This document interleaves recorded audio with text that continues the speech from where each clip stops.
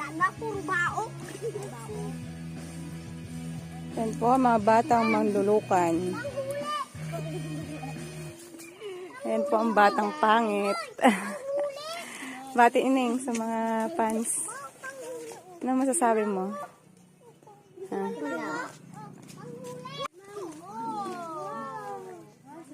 Mga batang manlulukan. Ito, ang isa pang batang magaling manlukan.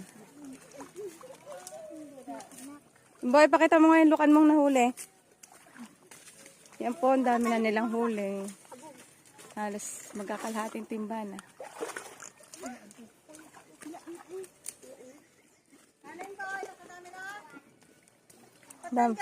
Ayan po, may-ari ng fish pan. May-ari po ng fish pan. Katulong ni Imboy, mga bata. Matakanti pa yan.